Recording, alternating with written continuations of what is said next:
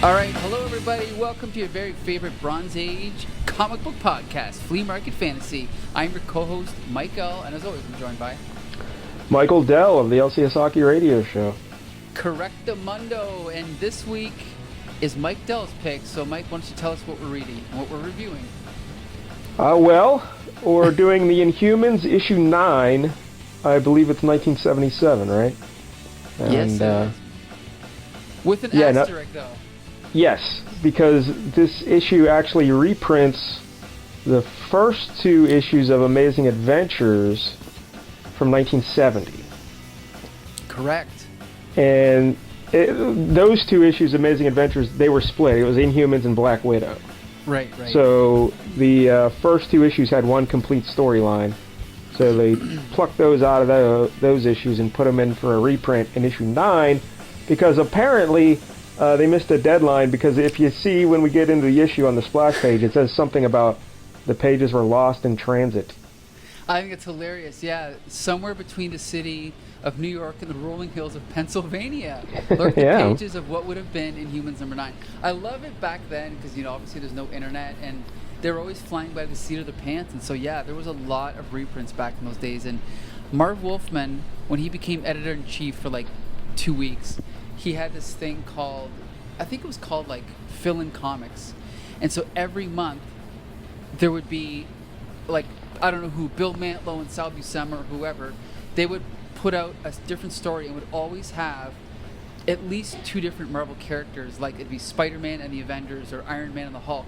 So they'd always have something ready to go in case any one of these books was late, So I guess in this case they didn't have anything ready. Yeah, I think Mantlo was considered like the fill-in king, right? Right. The big guy. But yeah, so the Inhumans here, they run a reprint, and the Amazing Adventure stuff was written and drawn by Jack Kirby. That's King right. Kirby, Mike-DELL. This is our first Kirby book, right? Yep. First time we're talking Jack Kirby. And, like, the cover and stuff has nothing to do with what we'll be reading. No. But it was, like, for, like, the normal storyline. We'll get into that later. But yeah, so this is the Inhumans, and all these characters were created by Jack Kirby and Stan Lee, and they all made their premieres in the Fantastic Four around 1965. Although Medusa, like the rest of them, came in at like issues 45, 46, or whatever. But Medusa actually made her premiere in issue 36 of the Fantastic Four as a member of the Frightful Four. That's right. Would you like to explain the Frightful Four for people? Well, they're the antithesis of the Fantastic Four. Yeah. I believe they were started by the Wizard. Is that right? That is correct. So I'm trying to think of who it was. It was the Wizard, Medusa. I don't remember who the other ones were. Oh, Sandman? Sandman is correct. You're forgetting the best one, though. The best one. Jeez, I gotta go. I gotta think. Was it an FF villain? Like a typical FF villain? Yep. It wasn't Dr. Doom. It's a very small level villain. Okay. There's also a Spider-Man villain, a Daredevil villain, I believe. Paste Pot Pete? That is correct. Paste Pot Pete. Right. I love Paste Pot Pete. Yep. He's just a guy with like a glue gun. He just he makes you real sticky. Right. Paste Pot Pete. So yeah, well, let's talk about the Inhumans. Who are the Inhumans, Mike-DELL? Do you know their backstory, like their civilization and everything? I know that, I'm not sure how much of this was made up later on, but I know that they're an offshoot of humanity. I believe, were they created by the Celestials? I don't think they were created by, I think the Kree just took them and put them in their own little secret place and was kind of, not experimenting on them, but maybe, I don't know. But they're an offshoot of humanity taken by the Kree, and they were put on a island land called Attilan, right? Yes. Yep.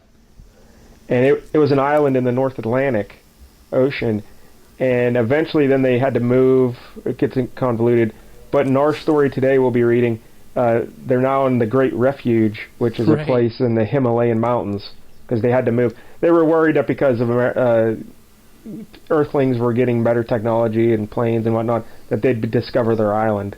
So they moved it into the Great Refuge. And then at one point, Mike-DELL, they moved to the moon. That's right, in the John Byrne FF run. Because yeah, that's usually what you do. You go from the North Atlantic to the Himalayan mountains to the moon. That's right. the progress, step by step. So yeah, they're homeland of Attilan, and what? Oh, well, some of them then Mike-El become they get mutated. Right. Do you know how Inhumans become mutated? I believe it's called the Terrigen Mist. Is that it? Sure, maybe Terrigen. Terrigen. Terrigen. I think it's Terrigen, but I could be wrong. I don't know. Yeah, who knows? But it's like these crystals that they had in their homeland, and you break the crystal, and like mist comes out, and it mutates you. But here's the catch, Mike-El. You don't know how it's going to mutate you. Right. So it can be tricky. So it's kind of like, how X-Men are born with powers, but they never know what they're going to be, right? True. But, they're just born with them. They don't have a choice in it. So right. the Inhumans actually make the conscious choice whether to do it or not. So it's a gamble, Okay. They're on the bones. And we'll get into that a little bit more in a minute. But, so who are the big Inhumans we're talking about in this issue, Mike-El? Run through the team. Sure. We're talking about Black Bolt. Yes. Who can speak, but if he speaks, his voice can destroy mountains because it's so powerful.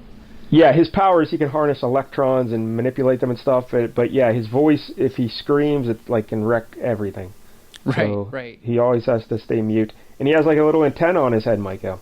Right. That's not part of his body. It's just they added it to help him focus, so he can use his electron energy stuff without having to open his mouth. It's a way for him to focus his power and control it. Right. And he can fly, and nowadays he's like the king of the Inhumans. He's their leader. Right. Wasn't he at this point too, or no? Yeah, he was. Yeah. Okay. Point. Yeah, I was speaking in general terms. But initially, he has a brother, Micah. Who's his brother? Oh, what's his name? He's in this story. Yep. Geez, I gotta skip ahead. Maximus. That's Maximus. Right. Maximus. That's his brother, and he's always vying with Black Bolt for the throne of the Inhumans. And do you know what happened to Black Bolt and Maximus's parents? No, I do not know what happened. I did not either until today when I read about this. But Black Bolt, when he was born, he was kept away from everybody because they knew his power was so uncontrollable. So they kept him in a little soundproof cell, and he had to master his power. So it wasn't until he was 18 or 19 that he was able to get back in with society. And when he was around 20 years old, Maximus, who was always a little, his Maximus's power is that he's super smart. He's wicked smart. So he always was trying to think of ways he could, take over the island, because I think they're still on Antillin at this point, and seize power, seize the throne. And he called in a Kree emissary, and he was trying to cut a deal with them to help him take power. And Black Bolt caught on to the plan, and he wanted to capture the Kree emissary before he could flee. So he used his forbidden power, Mike-El. He used his voice to bring down the Kree ship, but sadly, the Kree ship crashed on the Great Council building, and it killed his parents. Killed his parents. Really? How about that? Yeah. Rough. Tragic. I know. So that's how Black Bolt didn't want to become king, but then everyone said, all right, you become king, even though, well, he's like, I feel guilty. I killed my parents. It's all right. Jeez, yeah. So I had no idea about any of this backstory.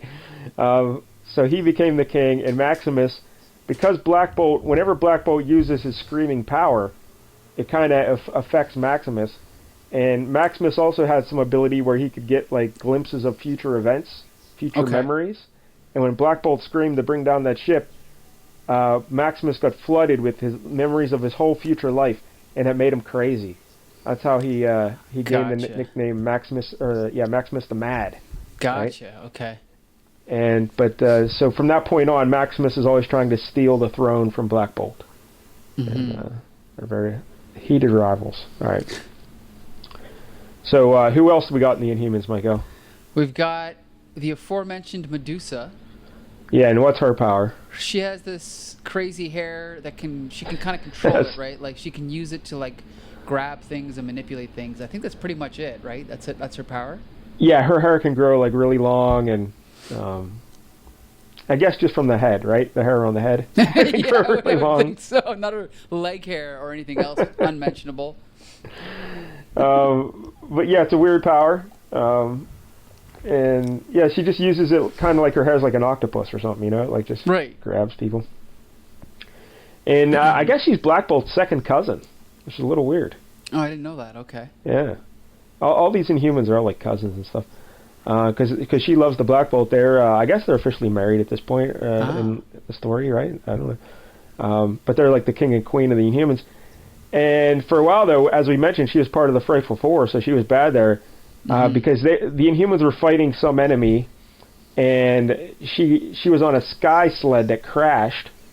Because you got to watch out when you're on those sky sleds. They're a little unstable. Right, you always do. So it crashed, and she got amnesia. And she started just wandering the globe, not knowing who she is. And that's when the evil wizard, found her, and he brought her into the Frightful Four. So it's not like she was willingly evil. She didn't know. You know? Sure. Okay, I understand. Well, she's forgiven then. And that's how the other Inhumans then come into the Fantastic Four storyline, because her exploits with the Frightful Four were brought to their attention. They were, hey, that's Medusa, because they were looking for her. So then that's how they all got together then, the Fantastic Four and the Inhumans. Gotcha, So, okay. There you go. So that's Medusa. Next. We got Karnak, who knows an incredible form of karate. And Karnak has a brother. Do you know who his brother is? Is he part of this team? Yes. I'm assuming then it's Gorgon? Nope. Oh. Well, then who is it? Who's left? Triton. Oh, okay. I just didn't think that. I don't see the resemblance, I guess. Yes, you know? And that's the story I'm about to tell you. Okay. Because I did not know this either. I did not know they were brothers until I was reading this background. But Karnak and Triton are both sons of a philosopher, a mystic priest kind of guy, and his wife, who was a biologist.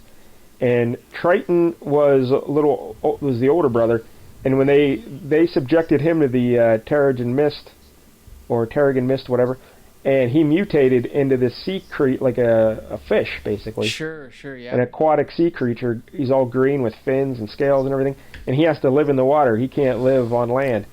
And so they were so, upset about this that they pleaded with the Grand Council or whatever of Antillon.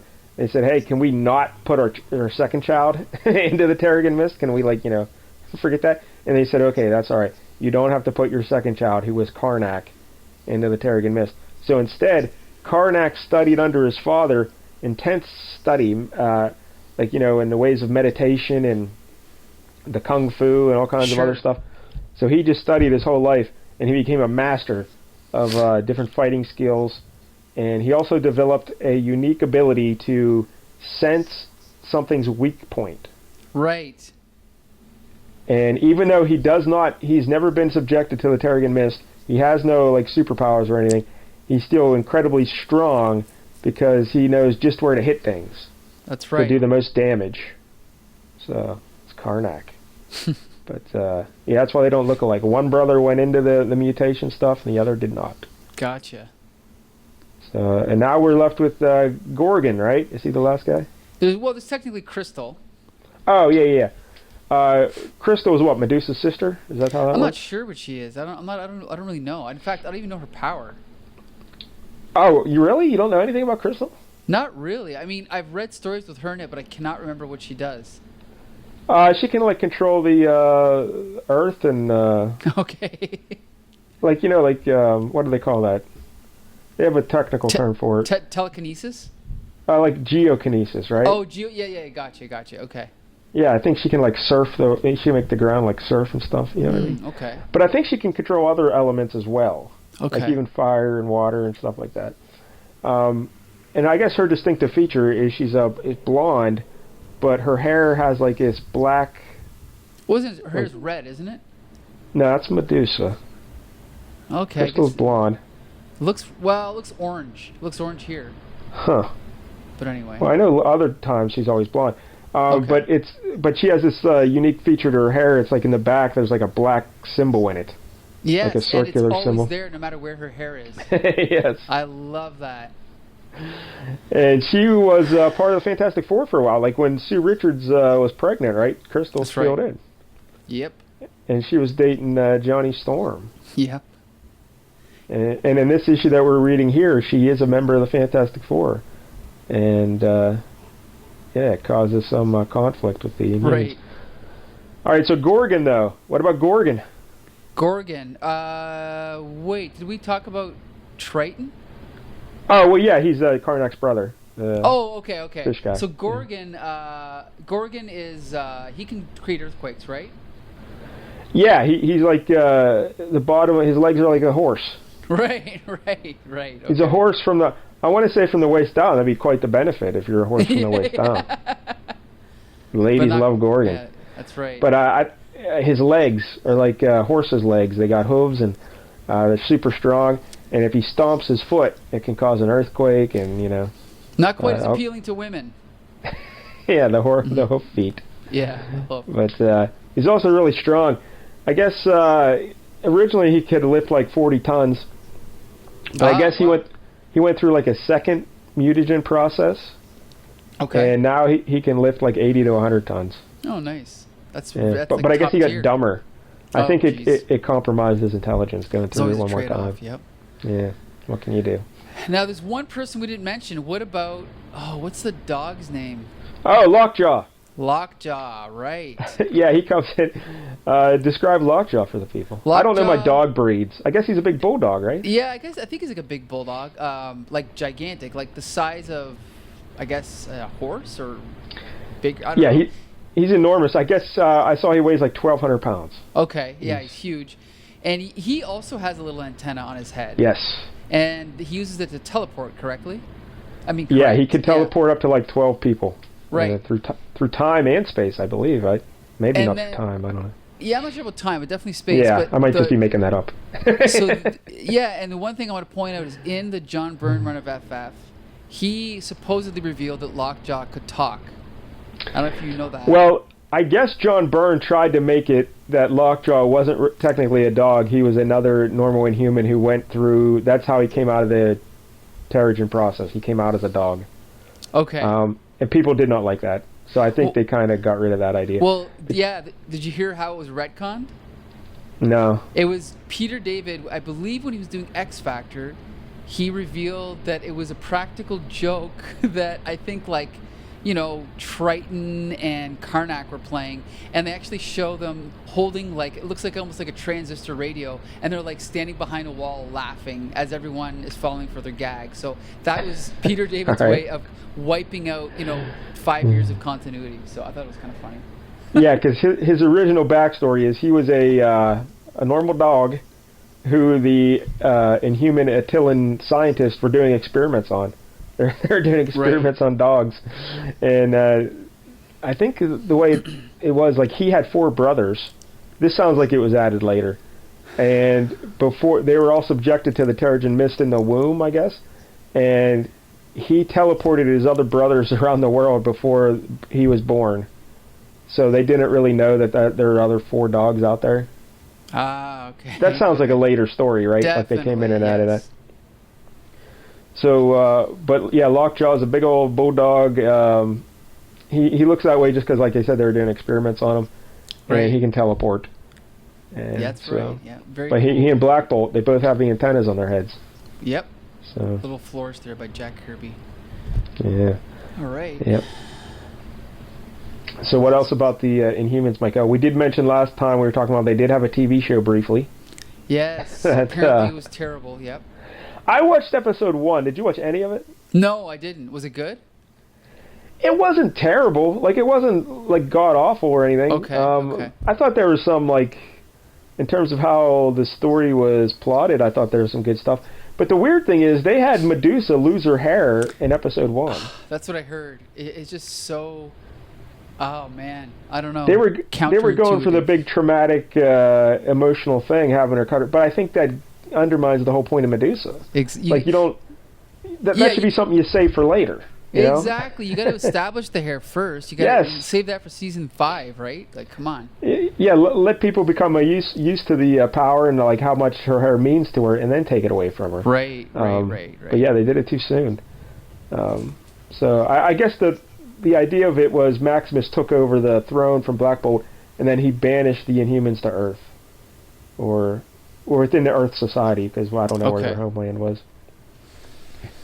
So, but then I didn't watch any more. So Okay.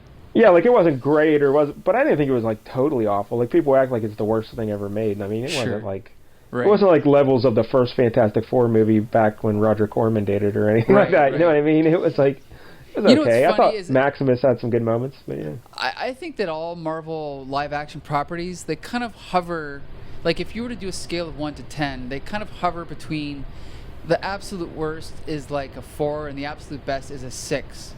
But when something is a 4, people think it's a 0, and when something is a 6, they think it's a 10. You know what I mean? I would disagree with the ceiling being 6. There's some really good shit in Marvel live action. Like, are you talking TV or are you talking movies? Everything. Like, come on, Mike-DELL. The only ones that I think are really, really good are Guardians of the Galaxy. Well, yeah, but clearly that's better than a 6, right? Okay, yeah. But you just said they were all 6. Oh, okay, but this is what I mean is when, for example, Black Panther, that was above average, but the highest I could give it is a 7. I think. Yeah, it wasn't a 10 or anything like that. An Oscar-nominated movie. You know, they're nominating it for Best Picture. Yeah, no. That's what I mean is that they... But it was... the first Avengers is great. It was very good, Mike-DELL. You like to shit on it because it has a video game ending, like you said. Yes, but it does. Put it in context of what it was at the time it came out. It fucking blew the world away with, like, there was never anything like that.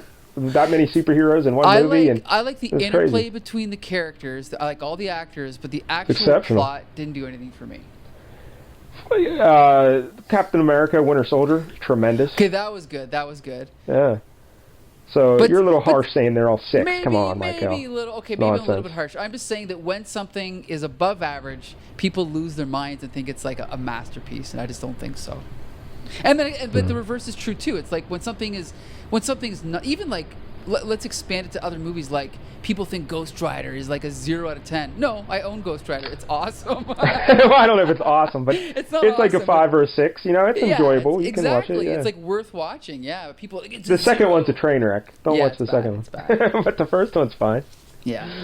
Yeah. But anyway, we've gone off track here. Let's get back to Inhumans. They were supposed to make an Inhumans movie, but then they scrapped it, like we talked about last week. Right. So, and as you mentioned, the Marvel, this cinema universe, they lost the rights to the X-Men for the movies and stuff. So they were playing up the Inhumans on the S.H.I.E.L.D. TV show. Right. To try and like have them be their X-Men. But then they got the X-Men rights back, right? Right. So they're like, screw the Inhumans. Yeah. Fuck the Inhumans. Right. All right, so I think that's a good basis for the Inhumans, right? I think we have to set the foundation to talk about the issue. We talked about Jack Kirby.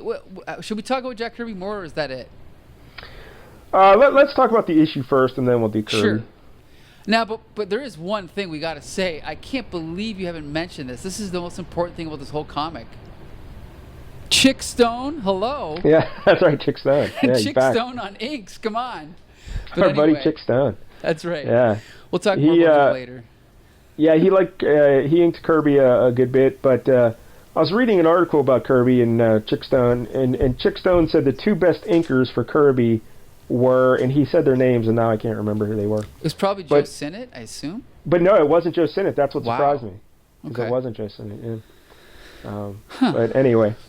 So let's talk about the cover, even though it has nothing to do with our story. Sure. The cover is by Keith Pollard. Yes. Who I've met. He's a really cool guy. What's Keith Pollard known for drawing the most? I think it was Fantastic Four, right? Or was it Spider-Man? Yeah, I don't know. He did Fantastic Four, I think in the late 100s maybe. And then I think he did some Spider-Man, but he was never a superstar, but he was really good at, he was good at the Marvel style. And he actually came back to Fantastic Four in the 300s and he teamed up with Steve Englehart. So that's where I first discovered him. And he did a really good, like, Jack Kirby kind of homage, So definitely a good artist. I've read his stuff before in the past, but I couldn't think of, like, what he's, like, most known for, though. But, probably FF, late 100s, I think, yeah. But yeah, basically on the cover it says, the most uncanny heroes of all. Look at that. No, that's a shot at the X-Men, right? They're just taking a shot. That's funny. Because, this is 76. So you know what? I don't even know if the X-Men were called the Uncanny X-Men yet. Because remember, they didn't get that until later. Yeah, this is 77. Okay. But yeah, I mean, this series started in 75, so they probably used that title the whole time, you know. Interesting. Huh. Yeah, I'm trying to think. I don't think they became the Uncanny X-Men until like around 140 something, right? Something like that, yeah. And that would have been early, like 80, 81. So I'm going 82. to quickly. I'm quickly checking this because I know that our listeners expect us to be on the ball when it comes to these things, right? So let's check. Oh, look at this. X-Men 103. What does it say on the cover? It says the all-new, all-different X-Men. They were not the Uncanny X-Men yet. Yeah, I think it was around Days of Futures Past that it switched. Right. So that means that they were throwing this name around like it was going out of style back in these days, right? Yeah, so really they're not taking a shot at the X-Men. The X-Men just ripped them off. Exactly. Wow. Maybe they just really liked the name on the word Uncanny, and then when the Inhumans got canceled, they're like, "Oh, let's use it for the X-Men." Yeah, I got to use it for something. Yeah. So anyway, and then we got this great shot of Black Bolt in the corner box, and I want to point out, you do realize that Black Bolt's underarm Batwing things are directly influenced on Gene Simmons' outfit, right? From Kiss. Yeah, I did not know that. Yeah, you can tell in that shot, 100% right there. Yeah, Jack Kirby drew him in that little character box there. Right. Black Bolt has a cool costume. He's one of the coolest looking heroes, I think. Very cool. But in this cover, we've got Black Bolt being choked by this guy. I guess his name's Mortog. Yes, I had no idea, but it says it in the box. Mortog. Yeah. And he's choking him with his big lance. It's all kind of lit up with energy. And he's like, "You are powerless, Black Bolt. And now your voice will be stilled forever by my neuro lance." Yeah, and just to be clear, that is not a euphemism. It's an actual lance. It's right. Not his, Right. But it looks like a giant Q-tip. Right. Good point. Yep. Yeah. And then at the bottom it says the Inhumans face Mortog, the mightiest Kree warrior of all. And Mortog does have blue skin, we should point out. Yeah, because he looks like a black guy with blue skin. Exactly. Like the way he's drawn. And he has, Black Bolt's facing us. And Mortog's behind him with the lance under his chin, choking him. And Black Bolt's straining against it. And then the other Inhumans are in the background, imprisoned within some sort of a laser beam cage. Right. And they're all freaking out. What else did I want to say about this? And then, then the title is To Meet the Maker of Death. Yeah. But yeah, I mean, it's a fine cover. It just has nothing to do with the contents. Yeah, again, because of the film mishap delivering the pages or whatever. Yeah. But yeah, so if you read issues 8 and 10, you'll see Mortog in those. Right. And then it's also, we should point out, it's 30 cents American. Yeah. Look at that. Yeah, that's it. Notice the Inhumans is also in the top right, or the top left. Yeah. In the Marvel Comics group. Is that what they always used to do? Yeah, I'm going to jump to my source, and I'm going to look. Yes, apparently all the Marvel Comics of this era all had a tiny little title in the top left corner. I didn't really notice. I didn't know that, yeah. All right, so the big splash page, like we said, we get a description of why this issue is reprints. The pages got lost. And then we see the Inhumans real big. And describe this picture for everybody, Mike-El, because I know you love it. This is one of my favorite pictures, like, of anything. So you got Black Bolt, like, flying towards the reader, right? Yep. And then behind him is Medusa running, Karnak running with his karate chop hand up, ready to karate chop somebody. And then we got Trigon leaping beside him on the other side, and what's his name, Gorgon, kind of running, but kind of not. And then way in the background is Crystal. And it's just a classic Kirby pinup shot of the heroes running towards the reader. And on the side, we've got this kind of city, which I guess is Attilan or Atalan or whatever it's called. Yeah, I think Attilan. He could have like twisted Triton a bit so his head's not behind Black Bolt as much. Good point. And I'm also going to guess that this was probably just a pinup that was maybe going to be used for cover, but because if the way it segues into the next page, it's kind of obvious, right, that Kirby just had this really good shot of the Inhumans that they used as the splash page. I'm guessing, though. I don't know. I should mention, when they reprinted this, in order to keep the page count down, they did take out some stuff. Oh, so, really? Yeah, they took out... I closed the page. I I'm trying to think if they monkeyed with the first page. So this splash page may not have been in Amazing Adventures. I don't know. Interesting. Okay. Like they didn't take out a bunch of stuff, but they, I know like on page 2 or something, they took out some panels from the original page 2, and then they took out one other panel from like page 6 or something. I don't know, because they had to shrink it by like 2 pages or something. Well, even unfortunately, it took me years to realize Marvel Tales and all those reprint titles from the 70s, like Marvel's Greatest Comics, they would do that. They would cut out like half of one page, half of another, then like, jam the 2 remaining pages together just to get the page count down so they could fit more ads in. So yeah, but I mean, this splash page works. I'm sure it probably was the first page of Amazing Adventures. Yeah. I don't know. Yeah, but anyway, it is a good splash page. Yeah. It's great. It's so good. Classic Kirby art, right? Right, it's like right. This is what you expect from Kirby. Right. So then you cut to the next page, and again, another reason I suspect that image was separate is the rest of the art is not as good as that first page. And I don't know if it's because it was drawn at a different time or because, God bless him, but Chick Stone might not be... I don't know. I know. I don't want to speak ill of Chick Stone, but I've seen some early Chick Stone inks that are really good, but this doesn't quite mesh as well, I don't think. But anyway, so basically we've got a scene of... It turns out the FF are watching. It's not... They give it a funny name. It's not like a projector, but they call it something else, right? But it's basically like they're watching it like it's projected on the wall, and it's like a video of the Inhumans. Shit, what do they call it? I can't even find it. Yeah, I can't find it either. Yeah. But yeah, they're just watching a video of the Inhumans for some reason. Right. Yeah, and they're talking about them and just, the typical FF banter. We should mention Jack Kirby's the Raider here. Yes, I actually didn't realize that. Yeah, I didn't realize at first. But yeah, because this dialogue will let you know right away. Right. Hey, hold it, brother-in-law. Doesn't Crystal rate a plug on that soundtrack? Yeah, she was the only Inhuman with sense enough to join our team, and that's the thing. And then back to Johnny Storm. She can not only control the elements, but she's my very own chick. Yeah. So... Again, Exhibit A that Kirby needed Stan Lee as a creative partner, right? She's my very own chick. Yeah, it's bad.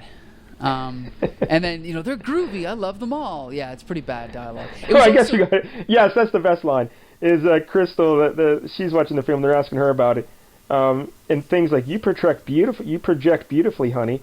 But that family of yours, well, they don't exactly tug at my heartstrings. And then Crystal says, they're groovy. I love them all. Yeah. And we need to remember, this is 1970. So right. Even though this issue came out in 77, it's a reprint from 70. So. Right.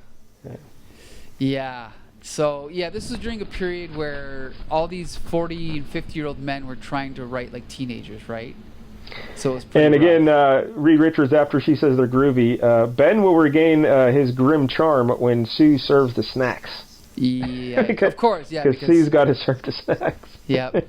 She knows her place. Yeah. Anyway. Yeah, the dialogue here is pretty awful. Pretty rough, yeah. So then we cut over to a great mountain somewhere in Asia, and we see a group of explorers, or whatever they are, climbing this mountain because they're looking because there's myths of this hidden city, right? And they're trying to investigate. Yes. So they come across, of course, what's his name? This is Gorgon, right? Yep. Gorgon and Karnak, and they're like, oh, look, these guys are here. So they're trying to scare them off. And so Gorgon starts stomping his feet, but then Karnak's like, don't stomp your foot. Black Bolt still leads us. It is not his will to harm outsiders. But the humans end up seeing them anyway, and so they start shooting at them. So then Karnak decides to use his power where he's going to find the exact precise spot in this cliffside and karate chop it. And then, of course, it cuts this gigantic section of this mountain or this rock over. But it ends up creating this land bridge. So it's actually a way for these humans to, now they have an escape route to get away from them. So it's kind of convenient, right? Yeah. But these guys decide, oh, no, we're going to shoot them anyway. But luckily, Medusa is now behind them, so she uses her hair to grab like this missile thing, or this grenade, I guess, after it's been fired and stop it from harming Karnak and Gorgon. And then just at that moment, Black Bolt comes in. And he starts fighting these explorers. Yeah, he drives them over the land bridge. Like he's just forcing them over. And then he breaks the land bridge. He smashes it, right? Yep. And then that's it. Basically, it's like, okay, see ya. So then they get on this kind of... Yeah, well, we should just to make it clear, they're trying to protect the Great Refuge. Right. Outsiders. Exactly. So as far as these explorers know, they're not even sure if this place exists. So now they have proof that the Inhumans, they are there, but they've kind of been scared off, and so now they're going to leave. Oh, and look, Mike-El, they're riding like sky sleds then. Yeah, exactly. Yeah. So cool, eh? Gorgon's Magneticycle at your service. I love it. Yep. So cool. And so then, and the Black Bolt points the way. Again, I got to take issue with your use of coal. You're very generous with the use of coal. You don't think this thing is cool? Oh no, I do not think Gorgon's Magneticycle is cool. Oh, I give it an 8 out of 10. You probably only give it a 6 out of 10. Go much lower for me. But, brutal. Anyway. Because Black Bolt's the only one that can fly, so the others need something to get around somewhere. Right. So then they fly back to the Great Refuge, like the city, and you can see like the city kind of like in between these mountains. It's really cool.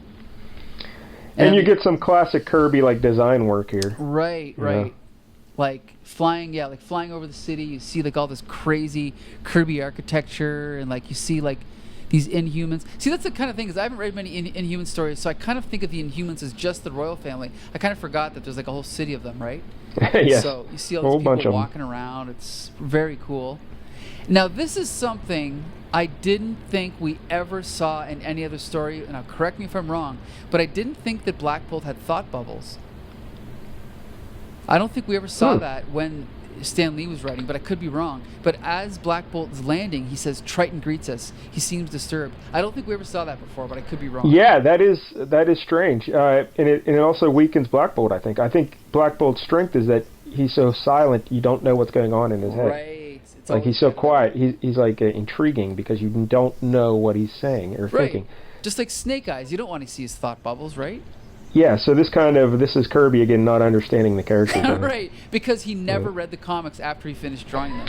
He just handed them over to Stan Lee, and Stan Lee dialogued them. But anyway, so then, so this is where the main plot begins, I guess you could say. So now, they look at the view screen or whatever. Oh, sorry, the detective screen.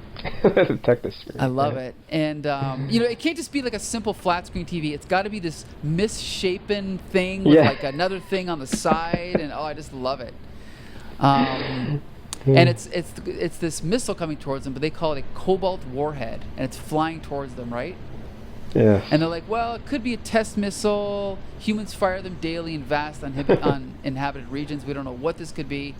But just in case, we'd better warn our people. And then at that moment, we cut over to Maximus, who is, I guess he's been exiled, right? Yes. So he's on this tropical island, and he's like drinking wine and eating food, and he's got all his servants around him, and they all have these really cool, I'm going to use that word again, cool. They got these really cool names. Like, we got a guy named Stallior, and he's a half man, half horse, right? Like a stallion. Yeah, but he's more than half horse. Like, Gorgon's just the horse legs. This guy's like he has the horse's ass. Right. So he's got 4 legs and 2 arms. Yeah, he has 4. Yeah, he's like a centaur, I guess. And 2 dicks. So. But anyway. So anyway, and then we see another guy, Tiberius, and he's like a guy who's kind of like a half tree, half man. He's got like he's kind of like that guy from what was that swamp thing we read? That guy. Oh, Floronic Man, or yes, Floronic Man. Yeah. Right. Yep. Very cool. He had another name. What was his other name though? Jason Woodrue. But like after Floronic Man, like he was Floronic Man in that Justice League issue we did. But he had a Wood. Was it just Woodrue? They called him Woodrue? Maybe it was Woodrue, yeah. Yeah, all right. Anyway. Yeah, I don't know. But yeah, looks like him.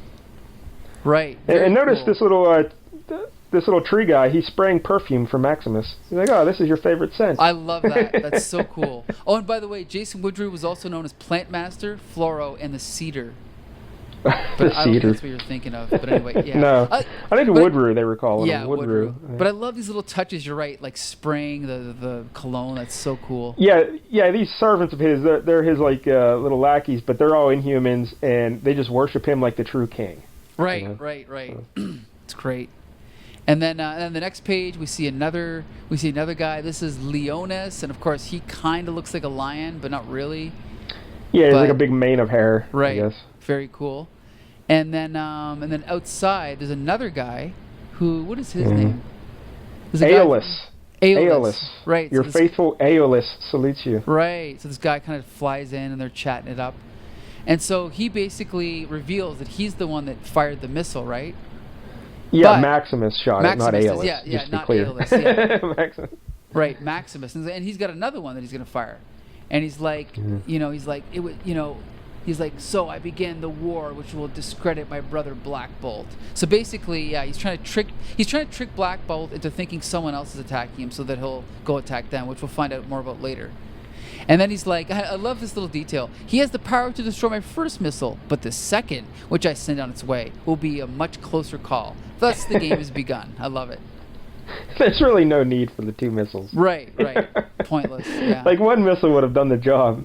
But right. I don't know, he just, for some reason, he has to have two. Right. So he shoots this missile, and then, so it's funny because then Trigon is flying, and he's like, Black Bolt must do something, or we're all doomed. Is that Trigon? Well, I don't know if that is that Triton, or is that just a random Inhuman? Yeah, I don't know. Because he's got like wings, but he's colored green. Yeah, because Triton can't fly and he doesn't have wings, so it can't be Triton. But he does look like Triton in terms of how he's colored. Right. And then he just says Black Bolt must do something or we are doomed. So just some random person is saying this. Right. Yeah, all right. And then the caption says, as if in answer to a silent plea, a powerful repulsor force lashes out and deflects the missile from its course. And of course, then it says, miles above the Earth, it explodes with incredibly destructive fury. And it shows it like an explosion the size of the Earth, next to the Earth. I love it. And look at how Kirby designs the rocket or the missile. It's like a traditional missile, but then it has a big fin on it, like a big misshapen fin. But the fin is not like aerodynamic at all. It's like this big. It's like the top of a 7, like the number 7. And it's just on like the top side of it. Right. So I think that would probably monkey with how it flies, but I don't know. Right. And it's so funny how Black Bolt could so easily deflect it, and so I don't know why they're worried about the second one, but now here a second one comes, right? And Black Bolt, for some reason, he's worried. I don't know why, but he flies into the air and he uses his mental power again to deflect this thing, and his power channeled through that little tuning fork on his head. Right. It shoots lasers and shit. Neutrons burrow dirt deeply, corroding all metal about the detonator. Mere milliseconds to doom, a tiny flickering instant left before Black Bolt and his entire world plunge into eternity. Black Bolt braces for death. But death halts in its tracks as the missile dissolves into corroded, useless metal. So he ends up destroying the missile. Yeah, like this could have been the only missile that was shot. Like everything would have worked exactly totally, the same. Yeah, like you're right. They might as well have just cut out that. Yeah, like it's just poor plotting on Kirby's part. But look at this. There's a clue planted in the wreckage, and of course it's got a big symbol for, and it says "Made in the USA." So they ascertained that it must be the Fantastic Four that attacked them, right? Well, there's a giant 4 there. Right. Like giant, yeah, exactly. Fantastic Four logo. Right, a logo. And so Black Bolt's like, we're going to war. So then now do you think Maximus like put that logo on like every square foot of that rocket just in case? Like no, I think it's just sheer chance that piece just happened to survive the destruction. Yeah, because who knows how Black Bolt blows up. He could have just blew up the entire missile with nothing left. Right. Or but they just happened to find the one spot of the missile that has the Fantastic Four logo on it. Great detective work there. Yeah. But anyway, so then Black Bolt's like, okay, we're going to war. Puts his fist up. So then, like, what should we do? Is it peace or war? And as his ancestors have always done in such grave moments, Black Bolt raises the clenched fist.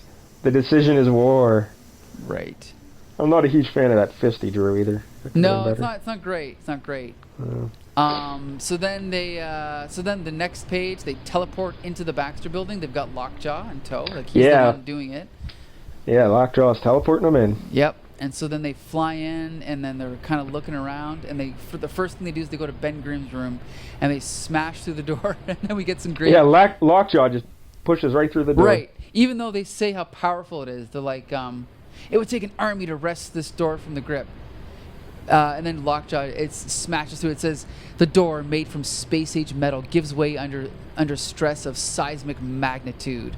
So that's how powerful Lockjaw is. And of course, the thing is sitting there, and he would do it, any person would do it if a giant dog smashed through the door. He says, it's Lockjaw, Black Bolt's nutty pooch.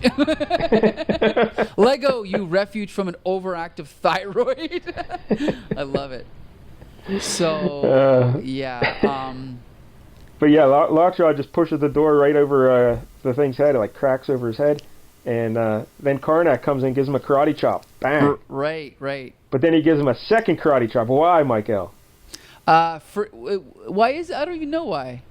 Well, he says there's an additional tranquilizer. Oh, right. He is a formidable foe. First, the probe. So the first one was just a probe. And then followed by the proper leverage, then the blow. Right. Probe and blow, Mike-El. Right. Probe and blow. And he hits him so hard that it shakes the whole Baxter building. Yeah, like blows out a side of the building. Right. And then we cut over to Johnny Storm and Crystal, who are just chilling out, listening to records. And then they come to find out what the commotion is all about. And Crystal is hiding in the hallway outside their room, right? So then they. Oh yeah, Medusa's hiding there, and she says her cousin Crystal. So yeah, they're cousins, not sisters. Right. Because Crystal, as we said before, is technically an Inhuman. So they start running to find out what's going on, and so Johnny Storm is turning into the Human Torch, but then Medusa uses her hair to envelop Crystal, right, and hold her back so she can't help Johnny Storm.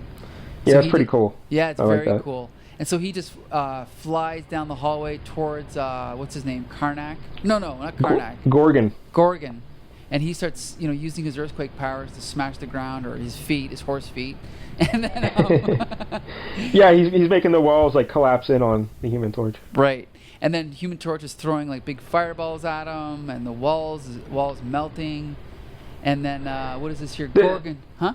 Let me just ask you this, Mike-El. Does the Human Torch's power ever creep you out? Like, I think of all the superheroes, like his powers really frightening, because he could be such a like burns are serious. You know, Mike-El, they're no joke. And if a normal human just walks next to the Human Torch, they're getting severely burned. Well, I think they've addressed that in newer comics, where if he carries somebody, he has to deactivate his power for like that part of his body, like his arms. But you've still got all that heat around you, You're right. Like, really, if you're flying and you're carrying somebody, the only thing that could maybe be on fire is your feet. But still, if you're standing 2 feet away from a raging fire, you're going to get burned, right? Yeah, it kind of terrifies me, because like if it's just accidentally, get too close to him, you're just third-degree burns all over your body, and your life is ruined. Right. Good point. Kind of weird. Yeah. And I think I brought this up before, but have they ever explained why his normal clothes don't just burn off? Like, I know his outfit is supposed to be like unstable molecules and whatnot to make it, but like in this, he's just wearing a flannel shirt and jeans when he turns into the Human Torch. Well, and then when he Gorgon, what does he do, Mike-El? He blows up a fire extinguisher somehow with his feet. Right.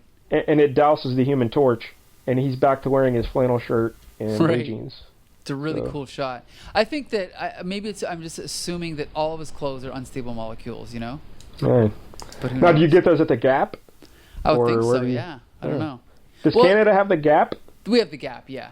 Oh, all right. Very good. But what's funny is I think that Marvel uses that to explain all their characters. Like, every Marvel superhero basically wears unstable molecules so that they can... Yeah, because it's just a hassle if you always have to burn up your clothes all the time, and then you're nude when the powers go off. That's creepy. So.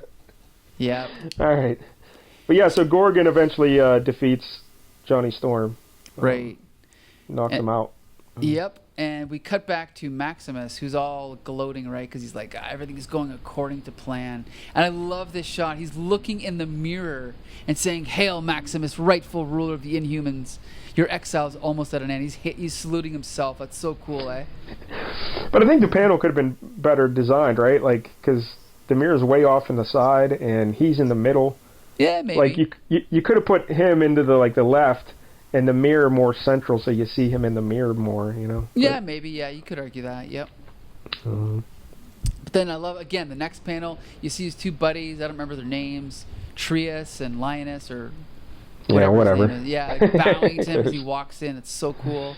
They're following as he's walking down, and then we see the horse guy saluting him. Very cool. And he goes out to and then he goes out to like the beach, and he's like looking at the waves. This remote and lonely island will soon be but a bitter memory. With Black Bolt dethroned, I can begin the true conquest of mankind. But there's a twist. Again, this is awkward plotting. But even though they thought the Fantastic Four attacked them, just in case, they sent what's his name, Triton to go and investigate. So he comes to the island anyway, and he's like, yes, it is I, dear cousin Triton, sent on a mission which has succeeded. Black Bolt is not the fool you make him out to be. Yes, he fights the Fantastic Four, but not to the death. Not until he makes certain they fired the missiles that caused the war. So he basically comes in and he kind of like arrests Maximus, and he puts him in this weird like what I don't even know. It's like a harness, like stretcher thing with straps and like a thing over his head so he can breathe underwater, and he straps him to his back and he just swims away with him, right? He just grabs him on the beach, throws him underwater, puts him on the sled, and away he goes. So they suspected Maximus may have done this because, again, he's the Mad Maximus, always trying to take over the throne. So they had an idea it was probably him, but they said, just in case, let's send everyone else to fight the Fantastic Four for a while for no reason. Right. And then we'll just send one guy, Triton, to swim up to the beach and hopefully grab Maximus. Yeah, it makes no sense. Because Triton saw the missile launcher, and he's like, you shot the missile. But, yeah, it seems like poor planning on their part. Like, hey, here's an idea. Since you know the Fantastic Four are your friends, they're actually relatives, or one of your cousins is on their team, and you're good friends. Maybe start with Maximus first. Right. And then go to Fantastic Four. Awkward plotting. Very awkward. Yeah. Or maybe just call him up and say, hey, Reed, did you shoot a missile at us, buddy? Right, yeah. But then you'd have no issue, right? You'd be missing half the issue, yeah. So whatever. So then we cut back to the Baxter building, and they're trying to like straighten out what's going on here. And then there's this running gag of the Thing complaining about how they wrecked his favorite bathrobe. Yeah. Which that was funny, but then they kind of overdid the joke. So anyway. But yeah, Sue and Reed show up. They finally show up. Right, right. Sue's got the baby, and Reed's like, hey, what's going on? Right. Yeah. And then. But by now, the Inhumans have heard from Triton. They've heard that it's Maximus. And they're like, oops, sorry for fighting you. Right, and then, of course, they restore the Thing's bathrobe. Yeah, because Black Bolt can harness electrons and shape them into forming matter, so he gave him a brand new bathrobe. Right. But it's awkward because they don't really show Triton communicating with them, do they? No, they just say, Triton told us. So. Yeah, it's kind of awkward, kind of bad storytelling. So they fix Thing's robe, and then they apologize, and then that's it. They disappear. Like, okay, see ya. And yeah, that's it. And then at the end, they're like, he's like, and then of course there's like a little lesson. Who can say this may not happen someday in your own world of growing atomic stockpiles? What will you do if the sneak attack comes? Will you, like Black Bolt, still pause to find the true aggressor, or will you let loose the final Holocaust? Think about that. The end. Next, Island in the Sky. There you go. Like Johnny Storm's like, and how about forming a few apologies while you form that bathrobe? Yeah. Like, quiet, Johnny. Medusa was there a good cause? And she explains that they were attacked, and there was no choice but to react. The evidence pointed to you. So then after they say some more stuff, Medusa says, there was damage done, Reed Richards, but no lives were lost. You just blew up our hotel, or our Baxter building, You just damaged everything. Who's paying for this, Medusa? You? Are you going to pay for this? So yeah, basically the Inhumans are dicks. Yeah. Kind of awkward. And then, like you said, that last line, think about that. Right. So that's like a forced little lesson there, right? Like a PSA about atomic yes. They get real political in the final couple panels. So there it is, Mike-El. Jack Kirby, writing and drawing. All right, well, let's talk Kirby, and then we'll break down our problems with the issue. I got to open my notes again. I had shut them. All right, so Jack Kirby, he was born, do you know his real name, Mike-El? Jacob Kurtzberg? That is correct. Born Jacob Kurtzberg in New York City, 1917. He sadly died in 1994 at the age of 76. Yeah. Jack Kirby was just one of his many pen names. Can you name some other pen names that he used? Oh, if I did know them, I forgot them. What are they? Yeah, like when he broke into comics in the 30s, he was just using pen names. His first one he used was Jack Curtis. Okay. Jack Curtis. And then he used a bunch. Another one was Lance Kirby. And then, okay. I think one was just Teddy. Which is weird. That's awesome. Okay. And then he settled on Jack Kirby. So thank God he settled on Jack Kirby. Right. His Lance Kirby, yeah, not so good. Right. Teddy's even worse, yeah. Yeah, just one name, Teddy. So in 1940, Kirby and Joe Simon, they created Captain America for Timely Comics. That's right. How about that? One of the biggest ever, Captain America. And Kirby and Simon felt they weren't being paid properly or treated fairly by Martin Goodman, the publisher at Timely. And so they were trying to sneak around and they were trying to make a deal with National, which was DC Comics, eventually. Right. They were still National here, though, right? 1940 or whatever. Yeah, definitely, yeah. And this apparently is the root of the initial cause of the tension between Kirby and Stan Lee, because Stan Lee was a relative of Goodman and he was a kid just working there. And apparently Kirby always blamed Stan Lee for going and ratting out that he and Joe Simon were going for a deal with National. Really interesting. Okay. Because other people in the business knew about it, like in the company knew, but they weren't telling Goodman. Stan Lee told Goodman. Really? So that got Kirby mad at Stan Lee, I guess. But at the time, they were making Kirby and Simon were making $75 and $85 respectively. Okay.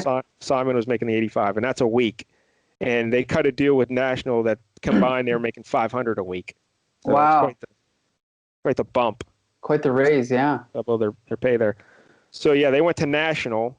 And then Kirby served in the European theater during World War II. He actually landed on Omaha Beach in Normandy, but it was 2 months after D-Day. But he was there in Normandy. And his job was, when his lieutenant found out he was an artist, the comics artist, he put him on the reconnaissance team. So they would go scout ahead, get into towns and stuff in Germany. And then Kirby would have to draw maps. Jeez, crazy. Yeah. They said it was a very dangerous duty, to scout ahead like that. But that's what he was doing in the war. When he returned stateside, he started working for various comic book companies, including DC Comics, Harvey Comics, Hillman Periodicals. You're a big fan of their work, Mike-El, right? Hillman Periodicals. Absolutely. Isn't everyone? Atlas Comics and Crestwood Publications. Really? At Crestwood, he and Joe Simon created the romance comics genre. That's right. I knew that. I did not know that. Yeah. That's crazy. Amazing, eh?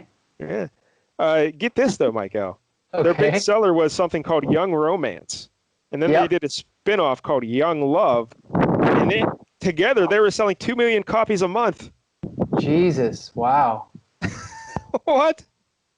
I know. Well, those were copies? different times, right? Yeah. Everything was selling a lot higher back in those days. So. Yeah, I guess no TV or anything. Right. And Mike-El, are you outside doing this episode? Oh, well, I've got a window open here. Can you hear that? Yeah, I can hear wind every once in a while. Oh, it's a great breeze, but I can here, let me just a minute here. No, that's all right. I don't care. It just sounds like you're walking in a park somewhere. No, it's just it's the great cool breeze coming in. I love this weather. All right, well, that's fine.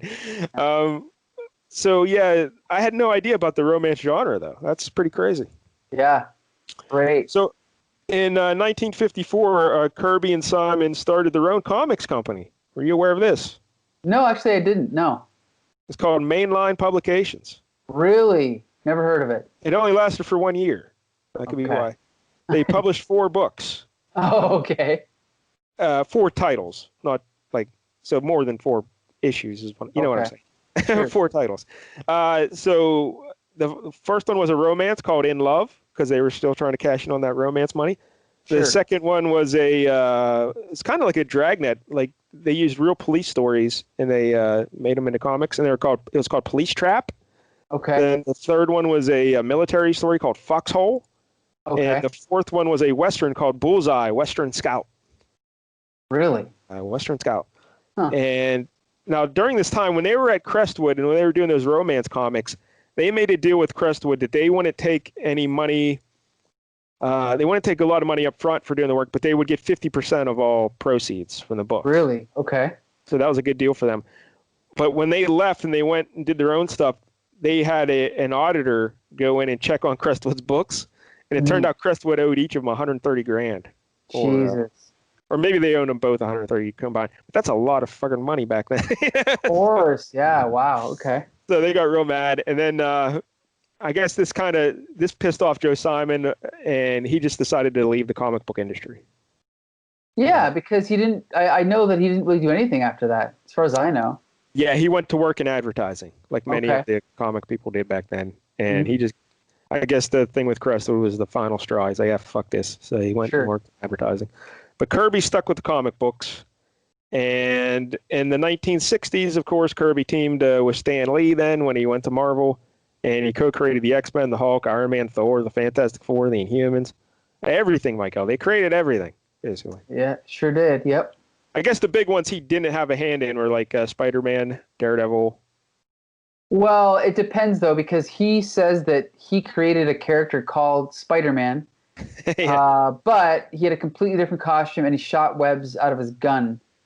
But other than that, exactly. Yeah, but as far as, and then there's some evidence that he might have designed the red and blue costume with the webs, but no one really knows.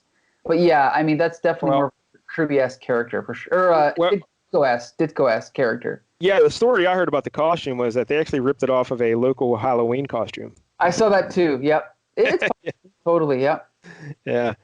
So anyway, then when he left Marvel, because he was mad with Stanley and stuff, he went into DC. And what did he do at DC, Michael? He created the Fourth World and New Gods, right. New Gods, Mr. Miracle, the Forever People, Dark Side, all that terrible stuff, all that awesome stuff, and then after that, when those all got canceled after a year, he did other stuff like Commandy. What else? Jimmy Olsen, right? Wasn't that? Yeah, Jimmy Olsen was part of it. Yeah, but he was already around. But then he did Devil Dinosaur. Oh, that was at Marvel. Sorry, but at DC he did Commandy the Demon, and then he did a bunch of weird stuff. Wait, when you're saying Commandy, are you saying Commandy like the demon, or are those two separate things? No, Commandy the Last Boy on Earth. Oh, see, I never heard of that. I had no idea. Commandy the Last Boy on Earth, which is still around. They still do a comic like right now. Now, what does that mean? Commandy that's kind of like Y the Last Man. Commandy the Last Boy on Earth. His name. It's imagine like a Planet of the Apes world, but instead of just talking apes, there's talking everything, talking dogs, talking horses, and there's one boy left, and his name is Commandy. But then the twist is that you find out. I think it's like he was born in a place called Command D, so that's why his name's Commandy. Now, are there girls on this planet? No girls, just horses that sucks. and monkeys. But anyway, and dogs. But then, So then and then after that, he went back to Marvel eventually. Yes, and then he left Marvel again in like '79. Right. And he worked.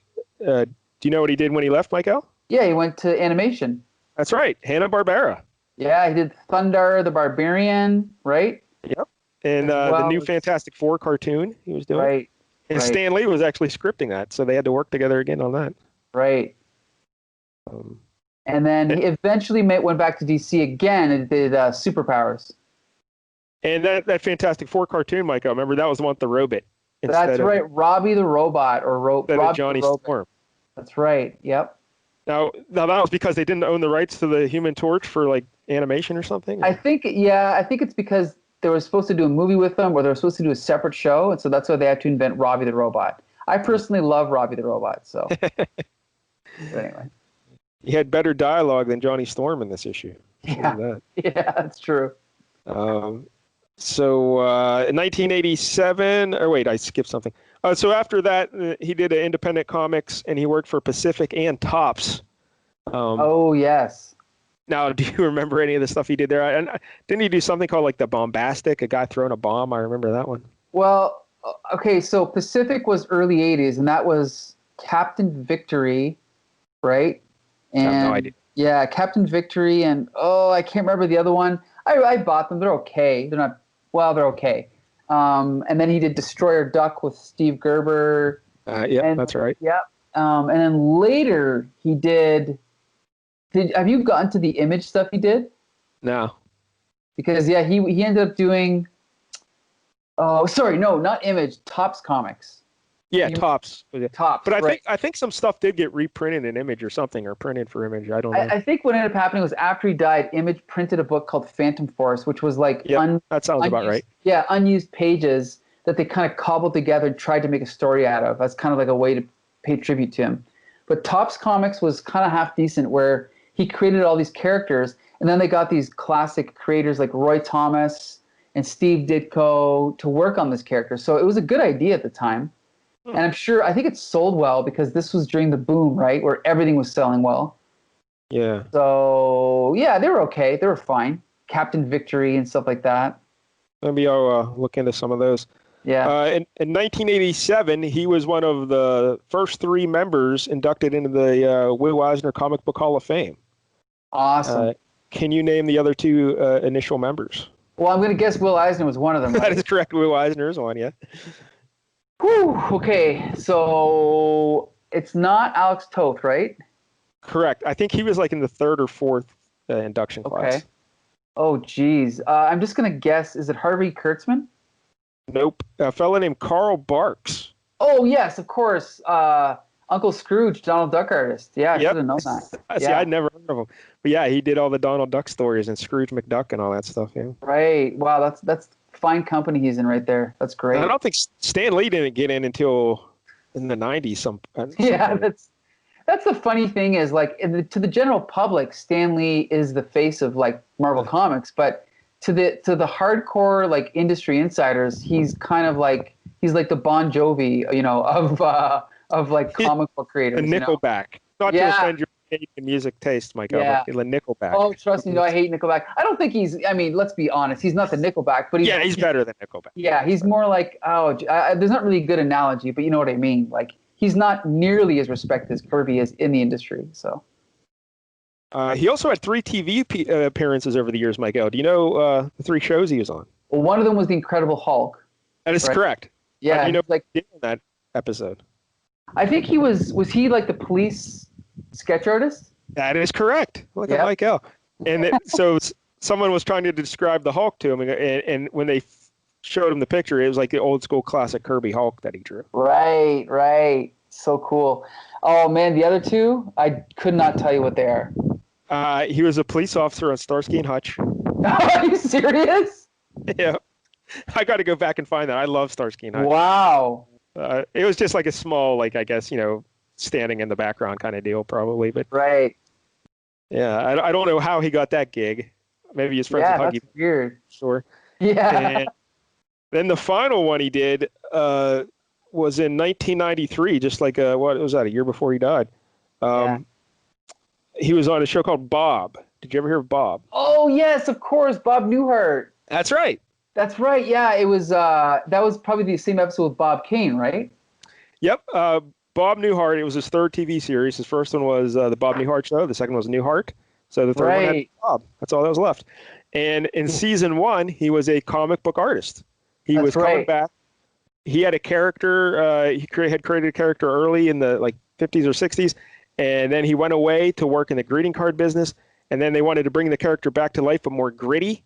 And so they wanted him to do it, so he agreed to do it. So the series is about this comic book artist coming back into the fold, trying to draw modern comic books. And they changed this. They changed the whole show. So for season 2, they dropped the comic book angle entirely, and they made him the greeting card guy again. And they brought in Betty White, and it got canceled halfway through that season. So, but season 1, when he was working in the comic book field, Marvel actually produced a comic book to tie in with it. And I own it. What? Yeah. Do you remember the character's name? Mad Dog. That's right. And what was the comic book had an interesting feature, like a gimmick. Well, I believe the front half of it was like a modern day gritty, violent comic, right? Yep. And you flipped it over, and the backup was like a Silver Age 1960s comic. Correct. So like the 2 covers, and if you flipped it, depending which way you read first or whatever. It's crazy, right? And the actual comic, I don't remember who did it, but it was definitely like an authentic recreation of that era. So I recommend it if you can find it. Yeah, like the 60s stuff is all campy and kind of silly, goofy. Yes. Yeah, like, Yeah. like almost like Adam West Batman kind of Yes. thing, Right. But I had no idea that ever happened. Yeah, the character is called Mad Dog, and no idea. So yeah, in that episode where Kirby's in, they're at a comic book convention, and Bob Kane's there, Stan Lee's there, Jack Kirby's there. That's pretty crazy that Lee and Kirby reunited for an episode of Bob. Well, I got to say, I'm pretty sure I watched that episode live when it was on, because I remember Bob Kane, he actually had a line where he was presenting an award, and he's like, the award for whatever goes to, and then he opens up the envelope, and he's like, this can't be right, and his acting is terrible. So I think the award went to Bob Newhart. That was the joke, right? Yeah. That makes sense, yeah. So. This can't be right. Yeah. All right, Mike, I got some Kirby stats here. Remember I had the Kurt Swan stats before? Oh, nice. Let's hear them. These are his career stats, and they all come from the Art of Jack Kirby, a book by Roy Wyman Jr., Blue Rose Press, 1994. So all told in his career, he did 20,318 pages of art. Oh, my God. That's amazing. That's I think that's about 1,100 more than Kurt Swan. Jeez. So he's number one. I would imagine. I can't imagine anyone better than Jack Kirby. Right. That's amazing. He did 679 pages of layouts in addition, and 1,385 covers, which I think was also about 1,000 more, or not 1,000 more, but more than Kurt's. It was more than, I think Kurt Swan did about 1,100, so he did 13. 22 cover layouts in addition to that. His career averages, he did an average of 376 pages per year, so a little more than one a day per year. Wow. 31 pages per month, 1 page per day, 26 covers per year, 2.2 covers per month. Most pages in a single year. In 1962, he did 1,158 pages. Wow. That's why I scoff at some of these modern guys that can't even get 10 pages a month. Like, come on, get it together. He worked very quick, and they say he never liked to erase. He would never erase. He would just draw, and he would also work. He would work at the top of the page and just work his way down, panel by panel. And because a lot of guys like to do all the layouts first and then do all the form. He just did each panel one at a time and just worked his way down the page. And he did not erase, just kept on going. Most pages in a single month, 142 pages in 1947. Wow. Most covers in a single year, 102 in 1964. So, that's pretty good. Almost 2 covers a week there. Most covers in a single month, 11 in October 1976 and January 1977. Longest uninterrupted period of publication from July 1958 to January 1978. 19 years and 7 months. Jeez. And during that time, he did 13,133 pages and 1,013 covers. Wow. There you go, Jack Kirby. Amazing. Yeah, he has to be one. Like him and Kurt.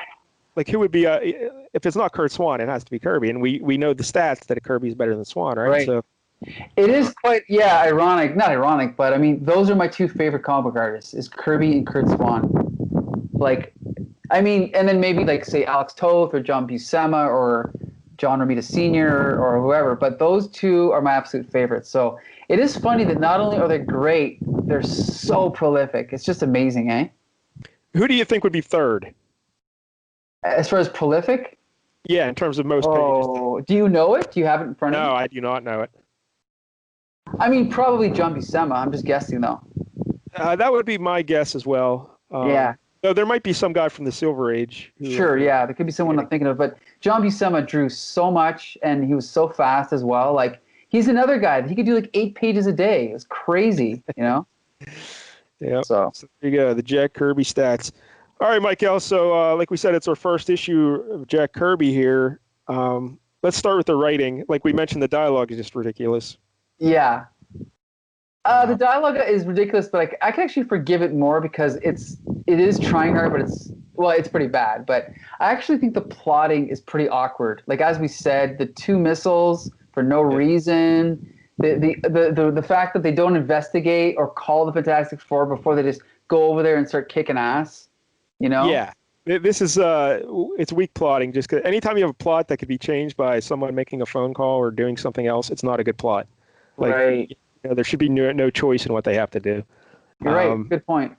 So now I like the way it was structured at the beginning. Like, we have that little scene of them intercepting those explorers, so we get a shot. Like, we get a taste of the Inhumans, all their powers, what they can do, and so that's a good way to introduce the Inhumans. And then we get the real plot with the missile.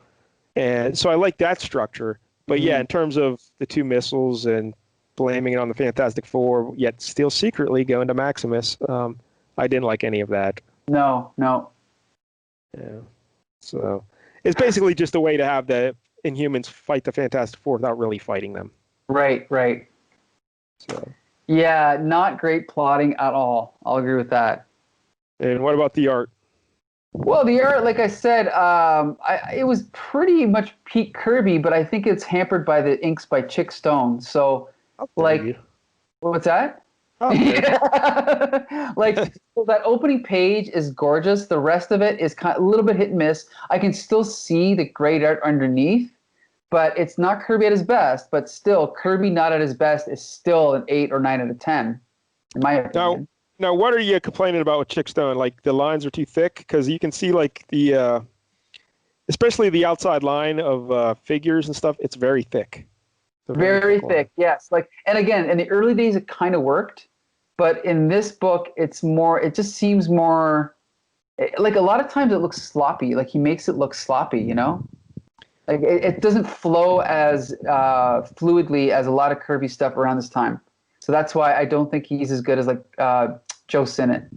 And there are some panels there's things are very dark. It kind of seems like the pencils aren't given a chance to breathe, I guess, is the one I'm saying. They're kind of like the heavy lines are kind of bogging them down. Right. But, I mean, it's still good. Like, if you like classic comic book art, it's still good. Yeah. Definitely still good.